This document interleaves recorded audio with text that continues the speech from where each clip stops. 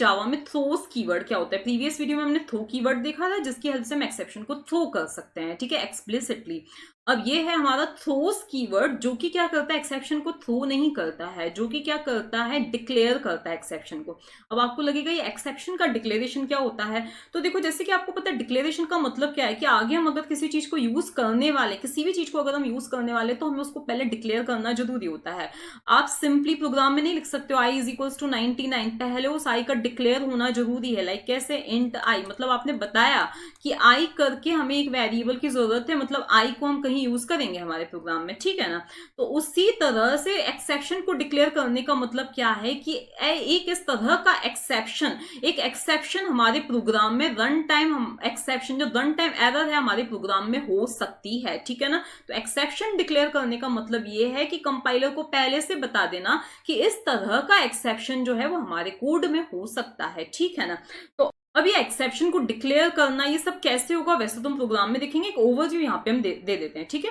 मान लिया कि हमारा कोई, हमने ए नाम का मेथड बनाया है, ठीक है, जिसके अंदर मैंने किसी चेक्ड एक्सेप्शन का यूज किया है। चेक्ड एक्सेप्शन का यूज किया है मतलब मान लिया कि मैंने, चलो यहाँ पे लिख दिया है न्यू थ्रो न्यू, और यहाँ पे मैंने लिख दिया है IO एक्सेप्शन। क्या लिख दिया है मैंने, IO एक्सेप्शन लिख दिया है, ओके। अब ये IO एक्सेप्शन क्या है, एक चेक्ड एक्सेप्शन है। चेक्ड एक्सेप्शन है, इसका मतलब ये है कि आप इसको हैंडल करोगे तो ही आपका प्रोग्राम क्या होगा, कंपाइल होगा, ठीक है ना। मतलब यहाँ पे कंपाइल टाइम ही एरर आ जाएगी। मैंने चेक्ड और अनचेक्ड एक्सेप्शंस आपको पहले ही बता दिए थे, ठीक है। तो ये क्या है, एक चेक्ड एक्सेप्शन है, मतलब बहुत ज्यादा रिस्की स्टेटमेंट है, ओके। इसी तरह से फाइल इनपुट स्ट्रीम का अगर आप ऑब्जेक्ट बनाते हो तो वहां पर भी आपको क्या मिल जाती है, एक एरर मिल जाती है। क्यों, क्योंकि वो भी ज्यादा क्रिटिकल, ज्यादा रिस्की स्टेटमेंट है। क्यों रिस्की स्टेटमेंट है, क्योंकि जिस फाइल को आप ओपन करने की कोशिश कर रहे हो वो रन टाइम नहीं ओपन हो तो रन टाइम एरर आ जाएगी। तो कुछ जो होते हैं सिर्फ रिस्की स्टेटमेंट्स होते हैं, कुछ कुछ ज्यादा ही रिस्की स्टेटमेंट्स होते हैं। तो ये जो है आपका IO एक्सेप्शन, यहाँ पे तो आप क्या कर रहे हो, खुद थ्रो कर रहे हो एक्सेप्शन, और ये क्या है, एक चेक्ड एक्सेप्शन है, ठीक है ना। तो उसको हैंडल करना बहुत ज्यादा जरूरी है। यहीं पे आपने अरिथमेटिक एक्सेप्शन लिखा होता तो कोई प्रॉब्लम नहीं होनी थी, ठीक है। तो या तो आप इसको ट्राई कैच के अंदर लिखो, मतलब ट्राई ब्लॉक का आप यूज करो, तब तो कोई दिक्कत नहीं होने वाली है। लेकिन अगर आपने ट्राई ब्लॉक का यूज नहीं किया है, इसको मैं यहां से हटा देती हूँ। मान लिया आपने इस ट्राई ब्लॉक का यहाँ पे यूज नहीं किया है, ठीक है, और आपने सीधे से ये फंक्शन बना लिया है, तो यहीं पे आपकी कंपाइल टाइम एरर आ जाएगी। भाई पहले इसको हैंडल करो, ठीक है। आपने सोचा नहीं मैं तो नहीं हैंडल करने वाला, जो मुझे यूज करे वो खुद अपने हिसाब से हैंडल कर ले। तो अब आप क्या करोगे, डिक्लेयर करोगे। तो यहां पे आप क्या डिक्लेयर करोगे, थ्रोस और फिर IO एक्सेप्शन, ये चीज आप क्या कर लोगे, डिक्लेयर करोगे। इसका सीधा सा एग्जांपल है, आपके घर में कोई पेट है, ठीक है, जो कि थोड़ा सा रिस्की काइंड ऑफ है। अब आपको कोई बोल दे नहीं भाई इसको तो आप बांध के ही रखो, ओके, तो आप बोलोगे नहीं मैं तो नहीं बांध के रखूंगा। अब जो आए वो उसकी रिस्क पे आए, ठीक है, तो आए वो उसकी रिस्क पे कैसे है, उसको थोड़ी सपने आ रहे हैं इनके घर में एक रिस्की पेट है, तो आप बाहर एक वार्निंग लगा देते हो। क्या वार्निंग लगा देते हो, बिवेयर ऑफ पेट्स, ऐसा कोई भी वार्निंग आप लगा देते हो। तो वो वार्निंग ही क्या होती है, एक्सेप्शन को डिक्लेयर करना। तो आप यहाँ पे क्या लिख दोगे, थ्रोस IO एक्सेप्शन। इसका मतलब क्या है कि मुझे जो भी कॉल करे वो अपनी रिस्क पे कॉल करे, ठीक है।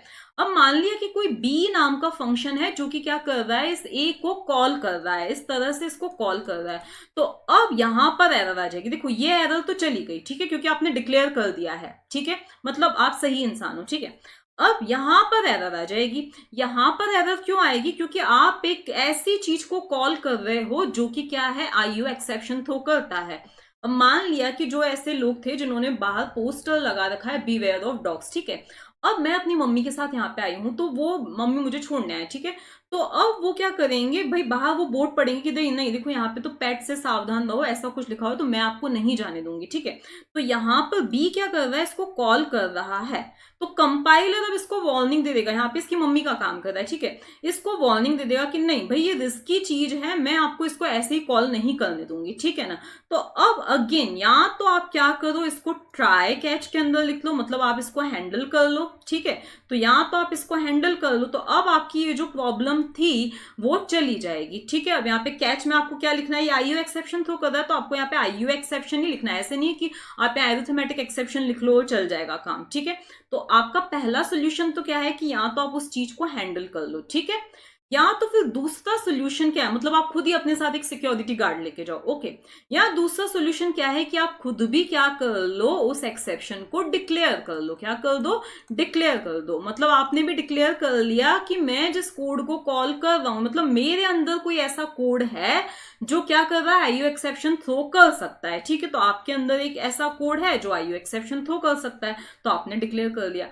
अब जो फंक्शन आपको कॉल करेगा ना, अब उसकी रिस्पॉन्सिबिलिटी है कि या तो इसको हैंडल करे, ठीक है, या तो इसको हैंडल करे ट्राई कैच ब्लॉक की हेल्प से, या तो ये भी क्या कर ले, डिक्लेयर कर दे। क्या डिक्लेयर कर दे? कि भाई आईओ एक्सेप्शन में भी थ्रो कर सकता हूं, ठीक है। तो इस तरह से थ्रोस का क्या किया जाता है, यूज किया जाता है। जिन एक्सेप्शंस को हम खुद हैंडल नहीं कर रहे हैं उनको हमें डिक्लेयर करना है, तो हम थ्रोस कीवर्ड का यूज कर सकते हैं, ठीक है। का पूरा कंसेप्ट प्रोग्राम्स की हेल्प से समझते हैं। तो उसके लिए पहले, अब देखो, पहले मैंने आपको बताया था जैसे कि चेक्ड और अनचेक्ड एक्सेप्शंस, ठीक है। तो यहाँ पे हम एक चेक्ड एक्सेप्शन का एग्जांपल ले रहे हैं, ठीक है। तो चेक्ड एक्सेप्शन में एक क्या होता है, सबसे इंपॉर्टेंट, मतलब सबसे कॉमन कौन सा होता है, फाइल इनपुट स्ट्रीम, जो कि कब थ्रो होता है, ये रन टाइम एरर कब थ्रो होती है, जब फाइल नहीं मिलती है, ठीक है ना। तो यहाँ पे f p is equals to new, और फिर यहाँ पे मैंने लिख दिया फाइल इनपुट स्ट्रीम, ठीक है। यहाँ पे मैं किसी भी फाइल का रफली नाम दे देती हूँ, abc.txt, मैंने यहाँ पे नाम दे दिया है, ओके। अब यहाँ पर ही आप क्या दे रहे हो कि unhandled exception type file not found, मतलब कि ये जो है ये क्या है, चेक्ड एक्सेप्शन है, क्योंकि ये क्या है, क्रिटिकल स्टेटमेंट है, रिस्की स्टेटमेंट है, इससे एरर आने के चांसेस, रन टाइम एरर आने के चांसेस बहुत ज्यादा है। और अभी हम कह नहीं सकते कि एरर आएगी या नहीं, क्योंकि ये डिपेंड करता है कि abc.txt फाइल अवेलेबल है या नहीं है। मतलब हम कह नहीं सकते आएगी या नहीं, लेकिन ये रिस्की स्टेटमेंट है, इसीलिए आप पहले इसको हैंडल कीजिए। तो दो सॉल्यूशन है इसके, या तो आप इसको ट्राई कैच ब्लॉक के अंदर लिखिए, मतलब यहाँ पे ट्राई के अंदर इसको लिखिए और कैच करवाइए इसको, तब ये एरर चली जाएगी। या तो फिर आप पहले ही एक्सेप्शन को डिक्लेयर कर दीजिए, भाई जो भी इसको कॉल करेगा मेन को, या जो भी इस फंक्शन को, जो भी इसको कॉल करेगा, वो पहले ही अवेयर हो जाए कि भाई ये एक्सेप्शन थ्रो हो सकता है, ताकि वो अपनी रिस्क पे इसको क्या करे, कॉल करे। तो यहाँ पे हमने लिख दिया है थ्रोस, और यहाँ पे लिख दिया मैंने फाइल इनपुट एक्सेप्शन, ठीक है। तो sorry, file not found exception, तो यहाँ पे क्या लिख दिया मैंने, फाइल नॉट फाउंड एक्सेप्शन, क्योंकि अभी भी मैंने बताया कि ये फाइल नहीं मिलेगी तो क्या होगा, एक्सेप्शन थ्रो होगा, ठीक है। तो फाइल नॉट फाउंड एक्सेप्शन ये थ्रो कर सकता है। तो यहीं पे मैंने बता दिया है कि इस फंक्शन के अंदर ऐसा कोड है जो क्या कर सकता है, फाइल नॉट फाउंड एक्सेप्शन को थ्रो कर सकता है, ठीक है। तो इस तरह से हम क्या कर सकते हैं इसको हैंडल। अब देखो ये जो एरर है वो जा चुकी है, ओके। अब देखो क्या इससे ऐसा हो गया कि एक्सेप्शन जो है वो हैंडल हो गया है? नहीं, तो सिर्फ डिक्लेयर कर रहा है। अब आपको कैसे पता कि नहीं हैंडल नहीं हुआ है? तो देखो हम इसको रन करके देखते हैं, या इसके जस्ट बाद एक और स्टेटमेंट दे देते हैं, system.out.println rest of the code. हम देखते हैं कि वो rest of the code execute हो रहा है या नहीं हो रहा है। तो यहाँ पे मैंने जस्ट रेस्ट लिख दिया है, ओके। अब हम इसको रन करके देखते हैं। तो देखो यहां पर एक्सेप्शन थ्रो हुआ और रेस्ट ऑफ द कोड जो है वो एग्जीक्यूट नहीं हुआ। एक्सेप्शन क्यों थ्रो हुआ? क्योंकि abc.txt हमारे करंट फोल्डर के अंदर थी ही नहीं, तो एक्सेप्शन थ्रो हुआ है और ये जो है प्रोग्राम हमारा टर्मिनेट हो गया। तो आप ये नहीं बोल सकते हो कि थ्रोस अगर हमने लिख दिया मतलब वो एक्सेप्शन हैंडल हो गया, वो सिर्फ हमने डिक्लेयर किया दिस की कोड है, ठीक है ना। अब उसका जो कॉलर है या तो उसको खुद हैंडल करे। अब वो कॉलर कैसे हैंडल करेगा? तो इसका एक और एग्जांपल हम देखते हैं। मान लिया इसी चीज को, मतलब इसी वाली लाइन को हमने यहां से हटा दिया है, यहां से हमने कट किया, एक और मेथड हमने यहाँ पे बनाया है, स्टैटिक टाइप का मेथड में बना रही हूं जो कि कुछ भी रिटर्न नहीं करेगा। उसका नाम हम दे देते हैं लाइक डेमो, इसका मैंने नाम दे दिया है, ठीक है। और फिर यहाँ डेमो नहीं, इसका नाम मैं दे देती हूँ ए, ओके। ए क्योंकि अभी मैं बी भी यूज करूंगी, ठीक है। तो इसके अंदर मैंने इस कोड को क्या कर दिया है, पेस्ट कर दिया है, ओके। अब यहाँ पे क्योंकि अगेन ये रिस्की कोड है, मतलब इस फंक्शन के अंदर एक रिस्की लाइन है, ठीक है। तो अगर ये फंक्शन खुद ही बता दे कि मेरे अंदर इसकी लाइन है, मतलब डिक्लेयर कर दे कि मैं जो है file not found exception throw कर सकता हूं, तो अब इसका जो कॉलर है जो इसको कॉल करेगा वो खुद क्या करे भाई, इसको हैंडल करे। अब मैं चाहती हूं कि मेन फंक्शन क्या करे, इसको कॉल कर रहा है, ठीक है। तो अब मान लिया कि मैंने यहां पर आकर इस ए मेथड को कॉल किया है, ठीक है। कौन से मेथड को? इस कैपिटल ए मेथड को यहां पे मैंने कॉल किया है। तो आप देख सकते हो कि अब यहाँ पर इसके लिए मुझे क्या करना पड़ेगा, पहले इसको हटाना पड़ेगा। तो इसको मैंने हटा दिया, ठीक है। अब आप देख रहे हो कि यहाँ पे क्या आ गई है, एरर आ गई है। क्या एरर आ गई है कि जिस फंक्शन को आप कॉल कर रहे हो ना, वो उसने आपको पहले ही बता दिया कि फाइल नॉट फाउंड एक्सेप्शन में थ्रो कर सकता हूं, ठीक है। तो उस रिस्की चीज को आप कॉल करके आप खुद क्या ले रहे हो, रिस्क ले रहे हो, ठीक है। तो आपने यहां पर रिस्क ले लिया, मतलब आपका खुद का ही फंक्शन अब क्या थ्रो कर सकता है, क्योंकि आप ए को कॉल कर रहे हो, उसने एक्सेप्शन को थ्रो किया, अल्टीमेटली आप खुद भी क्या करोगे, वन टाइम एरर को क्या करोगे, थ्रो करोगे, ठीक है। तो अब आप इसको हैंडल करो। तो अब हैंडल करने के दो तरीके हैं। या तो आप क्या दे दो, इस चीज को ट्राई ब्लॉक के अंदर, इसको ट्राई ब्लॉक के अंदर क्या करो, इसको कॉल करो, ठीक है। तो इसको हम अगर ट्राई कैच का यूज करके कॉल करते हो, यहाँ पे हम लिख दें कैच, और कौन सा exception, file not found exception अगर हम यहाँ पे लिख देते हैं, ठीक है। और यहाँ पे लिख दिया मैंने ई, ओके। अब ऐसा बिल्कुल भी जरूरी नहीं कि आप वो एरर को प्रिंट करवाओ, हो सकता है फाइल का नाम चेंज कर दो, मतलब आपको जैसे हैंडल करना है कर दो।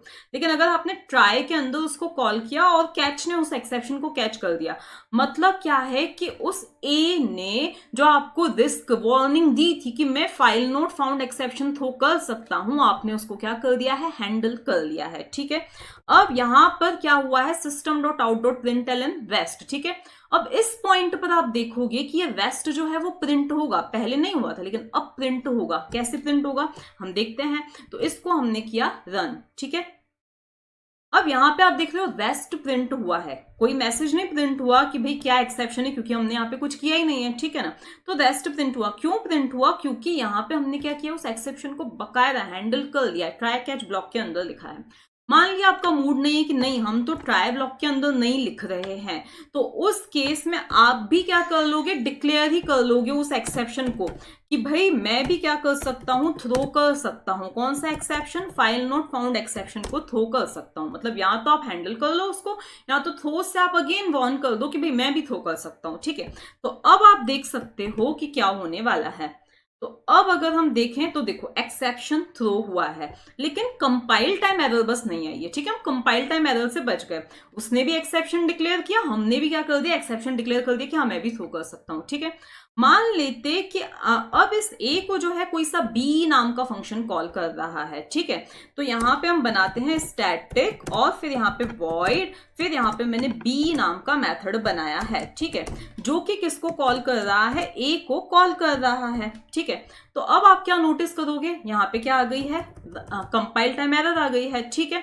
अब यहाँ पे क्योंकि कंपाइल टाइम एरर आ गई है भाई, क्यों, क्योंकि ए रिस्की है, ठीक है, उसने पहले ही हमको बता दिया है कि मैं रिस्की हूं। तो आप या तो इसको ट्राई कैच में हैंडल कर लो, या तो फिर आप खुद भी बता दो कि मैं क्या कर रहा हूं, थ्रो कर रहा हूं। आप खुद भी उस एक्सेप्शन को क्या कर लो, डिक्लेयर कर लो। तो अब आपने भी क्या कर दिया, उस एक्सेप्शन को जस्ट डिक्लेयर कर दिया। अब उस बी को जो कॉल करेगा ना, अब वो उसकी रिस्पॉन्सिबिलिटी है कि एक्सेप्शन को हैंडल करे। अब यहाँ पे तो मेन फंक्शन क्या कर रहा है, बी को कॉल कर रहा है, ठीक है, मेन फंक्शन बी को कॉल कर रहा है। अब यहाँ पे तो मेन फंक्शन ने डिक्लेयर कर दिया कि मैं भी एक्सेप्शन थ्रो कर सकता हूं, लेकिन मान लिया कि अब मेन फंक्शन ने ऐसी कोई वार्निंग नहीं दी होती, तो उस केस में इस पॉइंट पे क्या आ जाती, एरर आ जाती कि बी क्या कर सकता है, file not found exception throw कर सकता है, ठीक है। तो थ्रो हमने देखा जस्ट एक डिक्लेरेशन है, कोई सोल्यूशन नहीं है, एक्सेप्शन को हैंडल नहीं कर रहा है, जस्ट एक डिक्लेरेशन है, ठीक है। ताकि चेक्ड एक्सेप्शंस को जब हम कॉल करें, मतलब जब चेक्ड एक्सेप्शंस की कोई कंडीशन आ रही हो, तो उनको हम सिर्फ कंपाइल टाइम एरर अगर आ रही हो तो हम उन कंपाइल टाइम एरर्स को सिर्फ टाल सकें, ठीक है। और दूसरी इंपॉर्टेंट चीज ये कि आप थ्रोस के साथ में मल्टीपल क्लासेस का भी यूज कर सकते हो। कैसे, तो मान लिया कि यहाँ पे आपने लिख दिया थ्रोस और फिर यहाँ पे लिख दिया फाइल नॉट फाउंड एक्सेप्शन, मतलब आपने एक एक्सेप्शन डिक्लेयर किया है, ठीक है। मान लिया कि ये जो बी है, या ये बी वाली जो फंक्शन है या ए ही फंक्शन है, वो एक और एक्सेप्शन थ्रो कर रहा है, तो अब मैं एक्सप्लिसिटली ही एक्सेप्शन को थ्रो कर लेती हूँ, थ्रो न्यू, और फिर यहाँ पे मैंने लिख दिया है एरिथमेटिक एक्सेप्शन, ठीक है। तो यहाँ एरिथमेटिक एक्सेप्शन, तो देखो ये क्या है, एक चेक्ड एक्सेप्शन नहीं है, अनचेक्ड एक्सेप्शन है, तो इससे कोई प्रॉब्लम नहीं होने वाली है। अब मान लिया आपने यहाँ पे लिख दिया IO एक्सेप्शन, ठीक है। तो अब IO एक्सेप्शन जो है ना, वो क्या है, एक चेक्ड एक्सेप्शन है, ठीक है। एरिथमेटिक एक्सेप्शन क्या था, एक अनचेक्ड एक्सेप्शन था, मतलब अगर आप उसको थ्रो कर रहे हो, मतलब वो थ्रो हो रहा है, आप ऑन नहीं भी करो तो भी चलेगा, ठीक है। लेकिन आईओ एक्सेप्शन को हैंडल करना जरूरी है, क्योंकि वो क्या है, एक चेक्ड एक्सेप्शन है, ठीक है। तो अब आपको यहां पर कॉमा लगा के ये भी बताना पड़ेगा कि मैं साथ में आईओ एक्सेप्शन भी क्या कर रहा हूं, थ्रो कर रहा हूं, ठीक है। तो आपने क्या देखा कि थ्रोस के साथ आप मल्टीपल क्लासेस का भी क्या कर सकते हो, यूज कर सकते हो, ठीक है।